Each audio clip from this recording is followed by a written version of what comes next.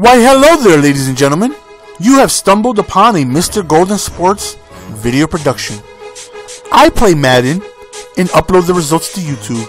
Today, I am using a team known as the Seattle Seahawks. My opponent, because this is an online ranked match, decides to choose the Carolina Panthers. Both teams are very good. Both teams have their weaknesses and strengths. Let's go on ahead and get into the gameplay and find out the results of said game. So, my strategies for this game is trying to not allow Ted Ginn to do things such as this. Ted Ginn is very fast. He is faster than anybody on my team. He gets a great return, and he also gets injured on the very first play of the game. And I was hoping that perhaps he would be gone, but he does eventually come back. First play of the game, he hits me with the screen. Can you imagine a commentary like that? All the video? Nonetheless, man, here we go. Let's get going. Back and better than ever. It's your boy GS, and we are back with another Madden 25 online ranked match. So he hits me with the read option, catching me off guard, ends up scoring on his first possession, and he was very close to the end zone. I mean, as soon as he got on the field, he could taste the end zone. He was right there. So right now we are on offense, and I felt like letting the beast loose. As I'm scrolling through depth charts to set up the team to go into the next game, I'm like, you know what? I feel like running over people today. I feel like holding left trigger right on that thumbstick and just running over people. Who can I do that with best? Of course, Adrian Peterson comes to mind. I'm like, you know, I can't do that. I just uploaded the Vikings gameplay recently. So let's go to the beast himself, Marshawn Lynch. And right now, as you see, we're running the ball. We're giving him a heavy dosage of the beast. The beast must be fed. You give him the rock until that man is no longer hungry. You give him the football until you look at him and he gives you that throw for the, you know what I'm saying? Where that throw up face, he's like, I can't eat no more. I can't handle it no more. Until I get that face from Marshawn Bartholomew Lynch, I will continue to feed that man. So, Panthers have a very dynamic offense. Cam Newton, Steve Smith, D'Angelo Williams, Jonathan Stewart, you know, Olsen, LaFell. They got weapons up and down this field. You know, I definitely feel like I have the best pass coverage team in the game. So, you know, hopefully we can go ahead and limit. It's a move! We end up recovering. Oh, man, he just got hit stick to death. As I said, hopefully we can go on ahead and limit his big passing plays and be able to hopefully, you know, make it tough for him through the air. Because, you know, them Seahawks get nasty. Look at Marshawn rumbling, mumbling, stumbling. Absolutely just crushing folks. 3rd and 3. Right, we give it to Marshawn. He gets tackled in the back. No, he doesn't. He gives him the shoulder of death. Oh, my goodness. That man, Marshawn Lynch, is a monster. As you guys know, I go up against the Seahawks and 49ers a ton.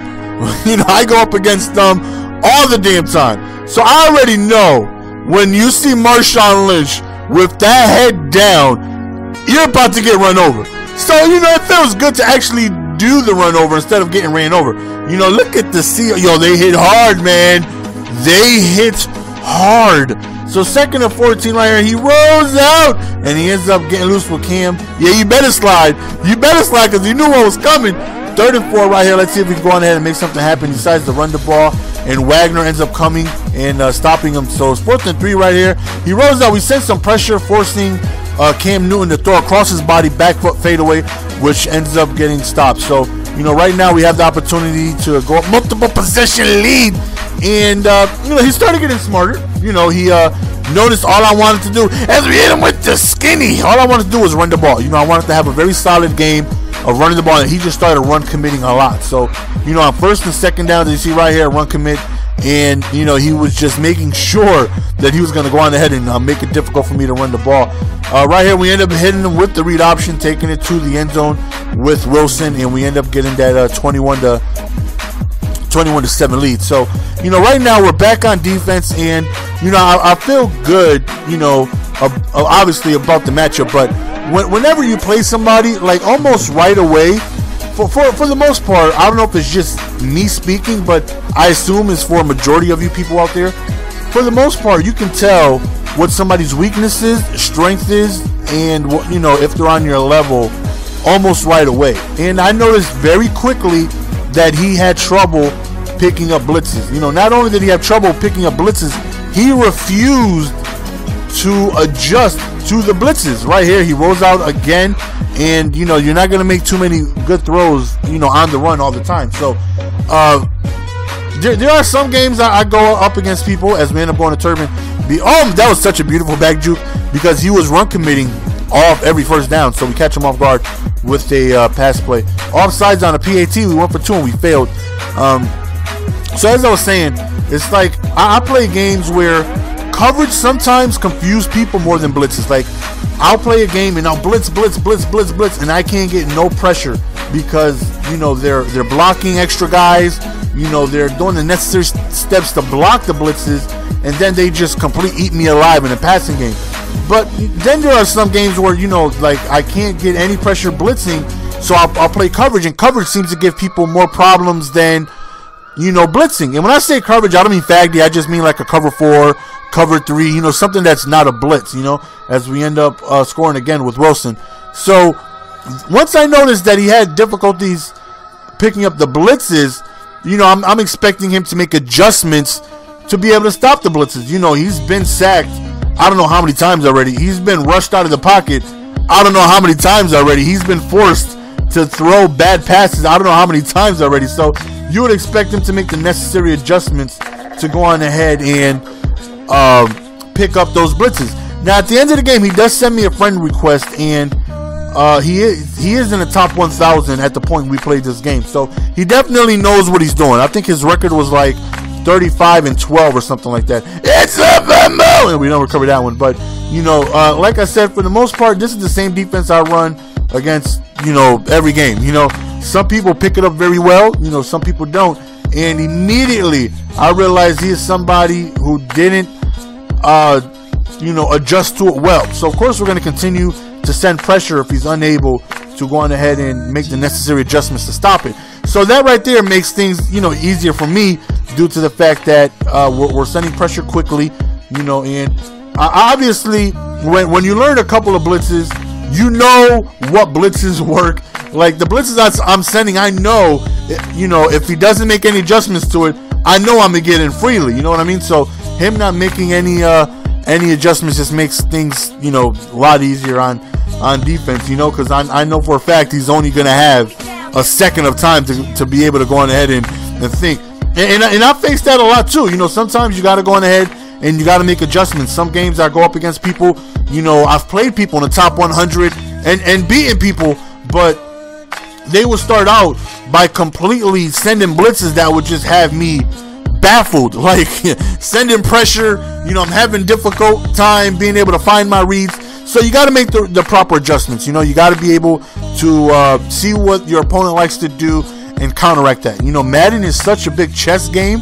You know, you got to watch your opponent's play style unfold for you for the first time, you know, because you have no idea what he likes to do. You have to pay attention to his tendencies.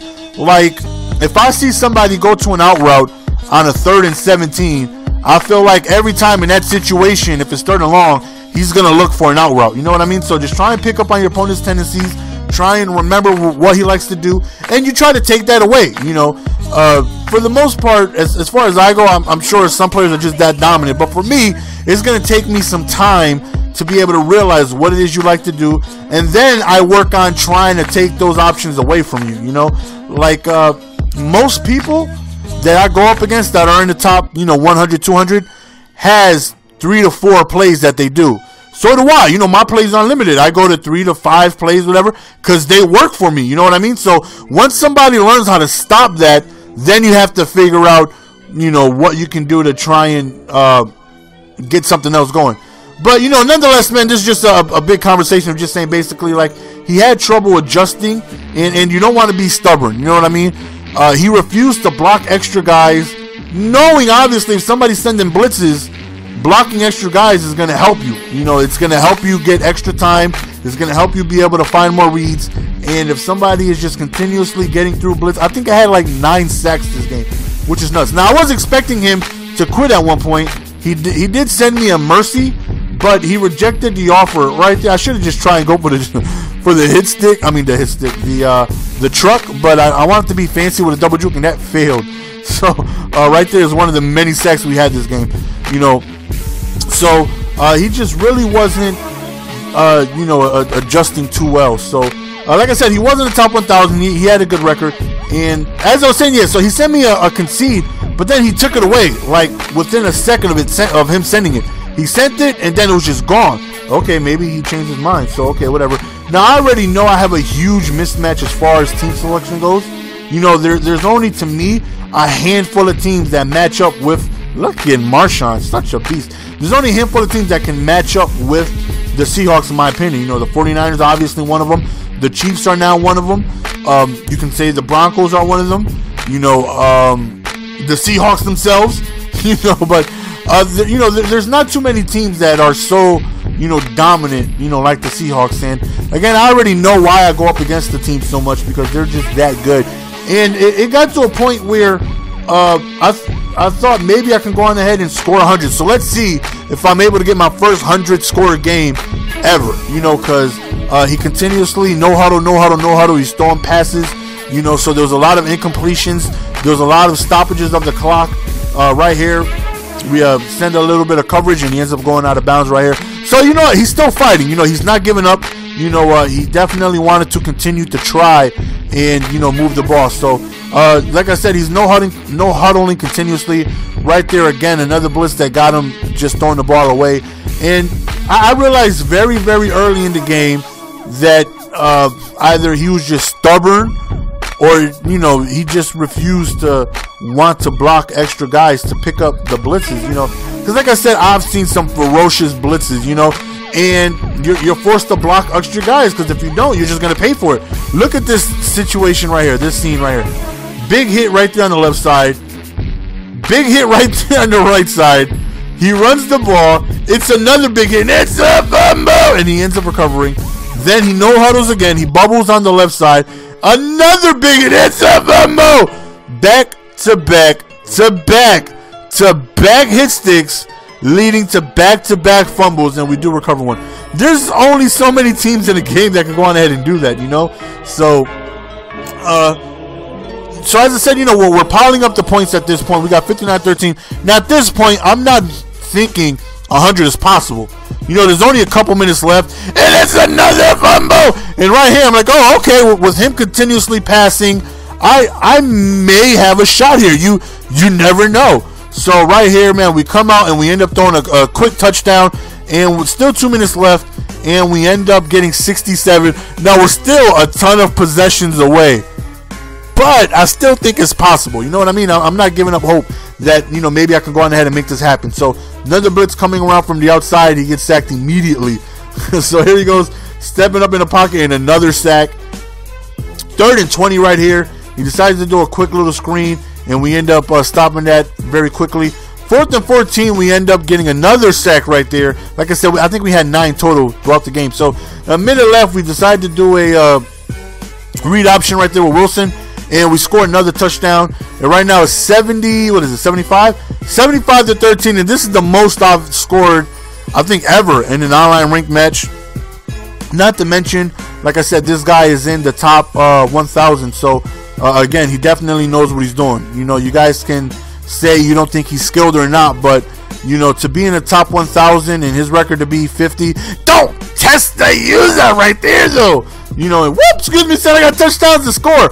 For him to be, the top 1,000, his record to be whatever it was, like 54-13, 54-15, 54-12, whatever his record was, he definitely knows what he's doing. He probably hasn't played anybody who was able to send blitzes like that, because at the end of the game, he was very respectful. I sent the message, I said good game. He's like, hey, what defense are you out of? And I let him know the playbook I'm using.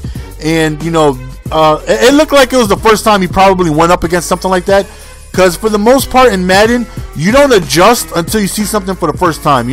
Like I had a game where the guy was literally run committing every single play, left or right. He would choose side. He'll run commit to the left. He'll run commit to the right. He'll just randomly run commit one side.